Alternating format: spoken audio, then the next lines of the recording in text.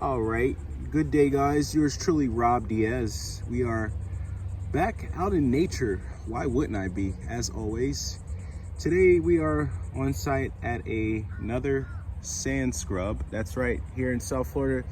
These ecological wildlife preserves are just about everywhere, hidden sometimes in plain sight. A lot of people don't even know, but this is what old world Florida looked like before the great population of humanity and society and people planting palm trees and pink flamingos. This is the old world Florida ecosystem we all should be familiar with.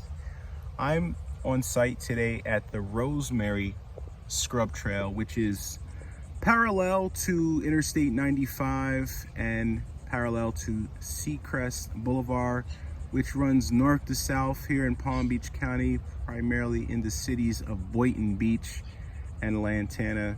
But this is a beautiful site. It's my first time here. I've never been to this scrub. We've been to a couple of the scrubs in the area, of course, Seacrest Scrub, High Ridge Rose Scrub, but there's some more I'm going to be going to and sharing with you guys. Again, if you love these videos and content, please like, please subscribe, and share with someone who you think that may also be interested in learning about the ecosystems of South Florida, or learning more in general about what coastal scrubs are. So, the desert lands of South Florida, as it's commonly referred to, is a hard to imagine than dry desert-like habitat existing in this subtropical environment, humid South Florida.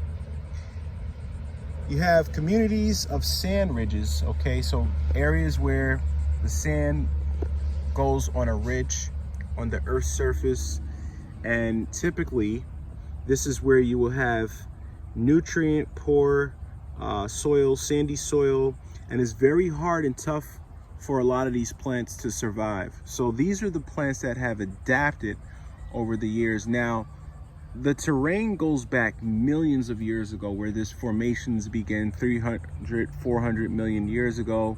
But relatively around 100 to 200 million years ago is when you probably started to see a lot of the formation of the limestone. When we start going out on the trail, you'll see that the ground is pretty much white sand, which is silica. You also have the Appalachian Mountain deposits, which were deposited here 100 million years ago. So thick leaves, specialized growing habits. You're going to see the palmettos, the pines. Those are the key to these systems. Also, if you look here, you'll see we have a sable, aka cabbage palm, which is a native, and that's what I'm really focusing on, guys, is becoming familiar with the native plants in this region. Okay, it is estimated that less than 2% of scrubs remain in Palm Beach County, and we must be very important and aware to make sure, again, that these ecosystems are not being destroyed any further. You will find quite a few native species of plants here. As I mentioned earlier, you're going to have your Serena ripinans, which is your saw palmetto, very common. Okay, a lot of people are familiar with the saw palmetto palm. We've got Florida rosemary, which is another wonderful native we will find here. The silkgrass, narrow-leaf silkgrass. This was one that was used by the native guys. Prickly pear, of course, that's in the cactus succulent family. Painted leaf, I'm looking at one right now. Of course, tons and tons of live sand oak, which is in the oak family, and other cool native species we don't commonly see outside of these locations. So here's a little guide I have that shows you some of the different plants and animals you can see in these type of environments, like the red-bellied woodpecker. We have the 9-band armadillo. We've got the 6-line racer, which is a type of skink. We've got anoles, opossums, and these wonderful gopher tortoises, guys. These things live forever, but what makes them so cool about this ecosystem is that they will actually burrow feet, very deep, maybe 30, sometimes 50 feet down into the ground. And they create these tunnels, these systems that enable them to build habitats for other animals as well as themselves. So let's start exploring. Give you a nice 360 panorama view. And one thing you'll notice when you come into these coastal scrubs is they'll have these gates on them. Okay, this one is a little bit not properly working right, out of order, I guess you could say. It's been damaged because people probably don't know how to open the gate, but the gate swings out to you and then swings back in. And the reason that it's set up like that is to prevent the sand tortoises from crawling out, obviously getting there on the road and becoming at risk for death by motor vehicle. All right, so let's navigate further in to the scrub. And one of the things I will share is, guys, I don't have a gimbal and I don't have a lapel microphone, but as we begin to start recording more, I will have that, and you will get better picture quality, a little more stability, and of course, better audio quality. So let me just go ahead and adjust here. So what we're looking at right now here in this thicket of brush is a red bay plant. There's also a vine. I don't know if you guys can see that vine. Let me try to get a little closer. But this is the Smilax family, aka greenbrier, American briar. And again, for those of you who don't know, you're going to see this growing all over the place. But if we were to dig this vine up down to the root system, we would have our sarsaparilla root. That's right, sarsaparilla is in the Smilax family, aka greenbrier. Wonderful, wonderful vine for use in herbal medicine and different constituents of that. Right behind it here, you have this red bay. Red bay is wonderfully aromatic. When you crush the leaves, they just smell so good, like your traditional bay rum leaf, or your pimento, aka sweetwood. And in some cases, you also have your allspice in that family. So here's some more. Beautiful color. On some of the less developed leaves, you'll see that red anthocyanin compounds. Okay, that's what the plant does to prevent from burning before it begins to learn how to generate chlorophyll through synthesis of the sun, aka photosynthesis. All right, so let's walk in a little bit, and just so you guys can see here, I'll try to show you as best as I can. I have my reference guide. Let me put it on the ground here. This is a book I got from my local library, and it's the Guide to Florida's Wildflowers. Really, really cool book. I'll just share really quick some of the images in here, because the way they start off, where they go into the ecosystems of Florida, you have the state divided into the west, north, central, and south. So of course we're in the south. We're in Palm Beach County, right over here. This is our location, somewhere near the coast. And additionally, it starts to talk about the various ecosystems, right? So here you see a pine flatwood, where they talk about the Pinus palustris, aka longleaf pine, the sand pine, which you will find in this environment here. And I don't see too many on this side, but you will find the sand pine, the slash pine in these ecosystems, which are critical, which are key to sustainability. You also have some information here that talks about sand pine scrubs. Okay, so it tells you what type of wildflowers you can expect to see in these, the locations, the habitat, the different layers, disturbed sites, what grows on them, what doesn't grow. Just an amazing book.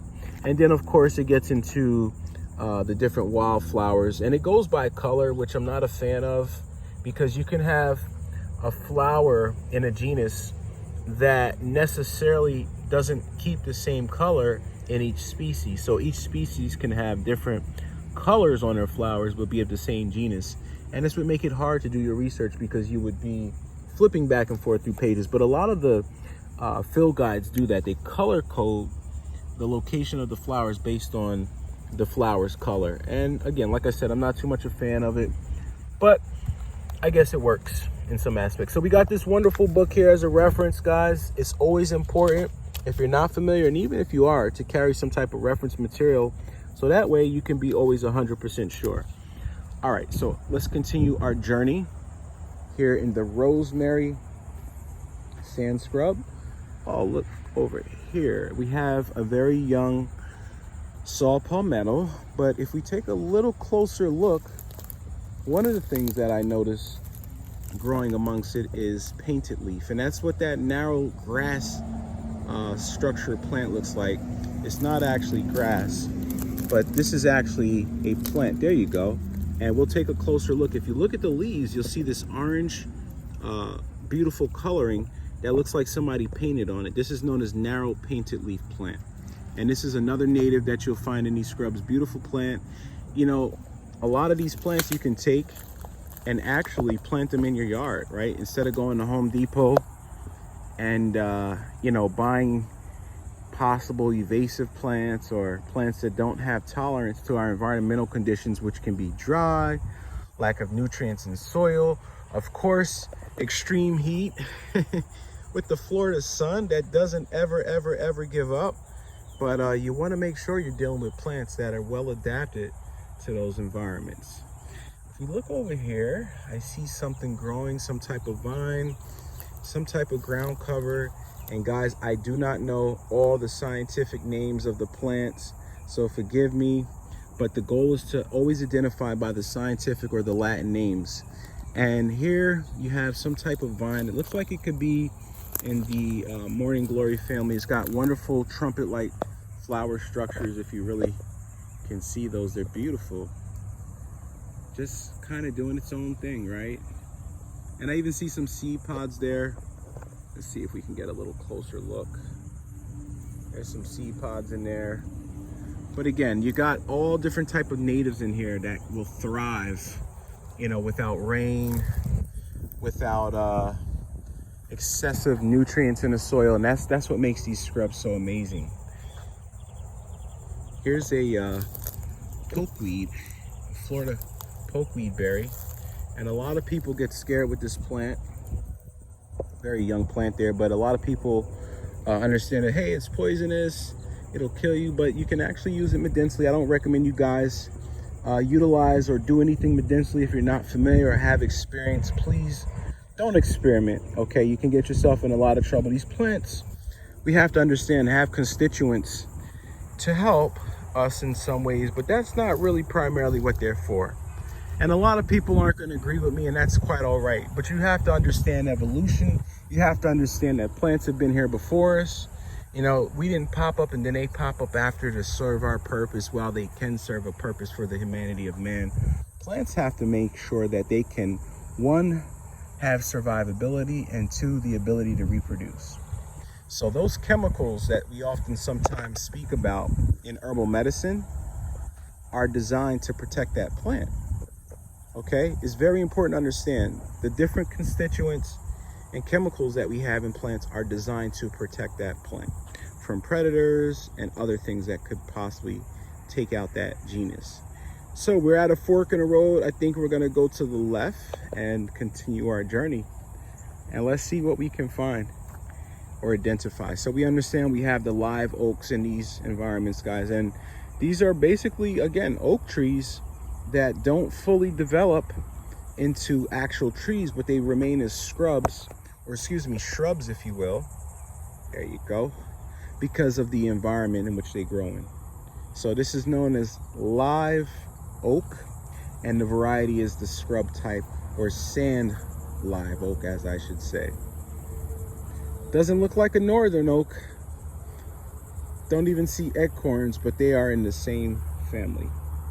Wow, look at this. Here's some American pokeberry, and this thing is just taking off. And I remember growing up north during the summer, you would see these things growing along the fence because birds eat the fruit and they poop them out. And they don't require any special soil type at all. One of the things about these pokeberries is they're very dark and rich in anthocyanin pigments, which are antioxidants. That's where that color structure comes from. And the birds go crazy. Now the natives, okay, of many different Native American tribes use these berries as medicine and also the pigment as dyes. Just a beautiful clump of this pokeweed, if you will. All right, let's continue on.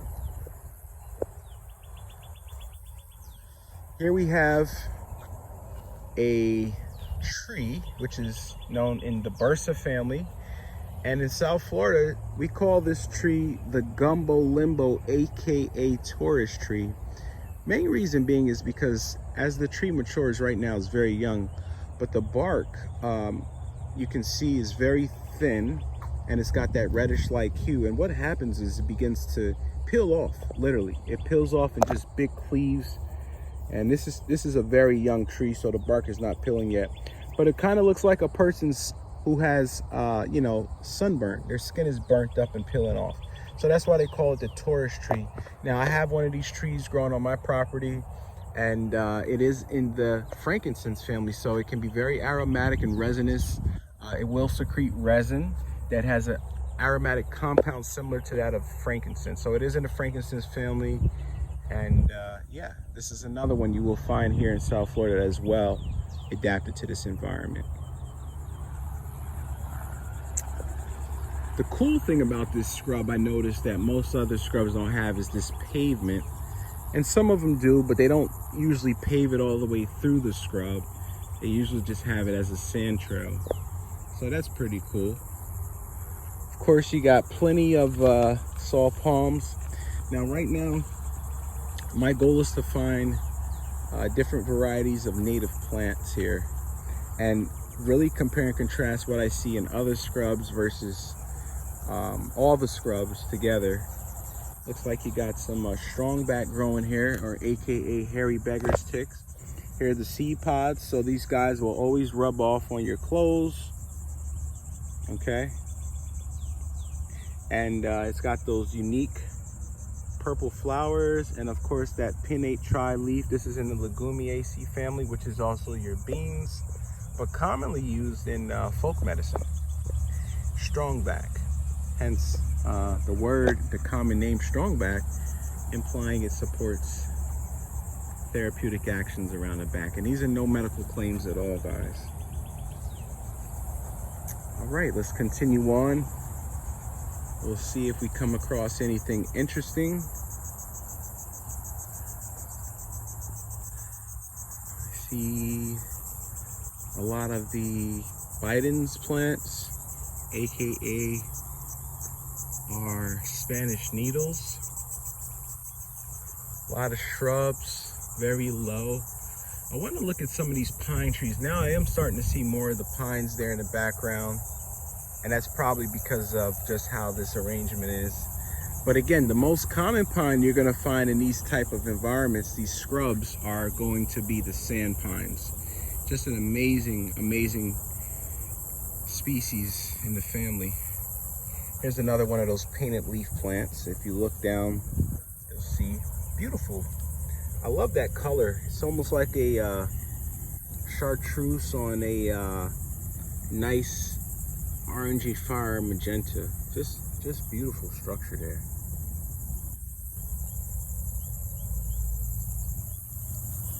So that's the painted plant, painted flower. Tons of vines I see.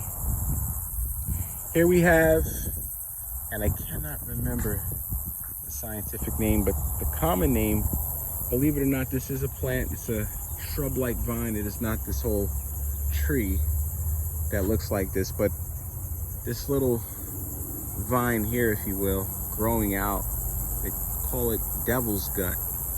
And when you don't have adequate fires, okay, so one of the things to understand is that these ecosystems are dependent on fires to control, to help with repopulation, especially the pine trees. They need that fire to spread your seeds through the pine cones.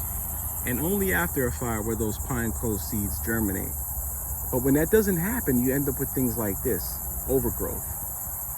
And it chokes out the understory, ground cover, for a lot of those native plants. So by nature, you know, we have lightning strikes that have been going on forever and forever. And when they strike, I remember my grandparents said, hey, don't plant pine trees. And I don't know how true this is, by your house, because they attract lightning. And I don't know if that was one of those old southern folk tales, but the pine resin and the terpene is flammable. So these things will go up in flames if, you know, they had fire put to them. And then you have the ones okay, that are adapted to that fire, which is through years of adaptation. And that's what the sand pine does, because if I find a sand pine seedling, I'll show you guys, when they grow straight up without any side branching like you see in this more mature pine. They don't really take time to put out those side branches because they want to try to get their height up in the air, so if a fire does come, the underside of the tree isn't burnt out. And that bark is fire resistant to some degree. You will see trees that are half burnt with beautiful foliage in their canopy. So just thought I'd share that because it's important to know that, in these type of ecological preserve systems. And as we get closer to this path twisting, you guys, in the background, you can probably hear the road noise, and you could probably see some of the traffic. That's Interstate 95, yeah. So, you know, when you had the interstate system being built, this is recent, back in the 60s, they came through here and just, you know, really cut through, and, well, nobody took consideration into the wildlife next to it. It was more important to build these interstate road travels. All right, we'll continue on.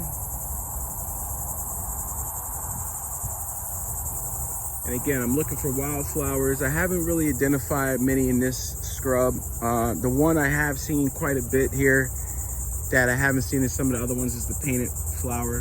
But the painted flower is common, so we're not going to consider that as a rare find.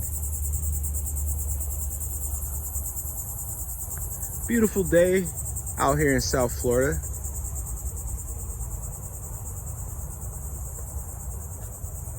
Here's another one.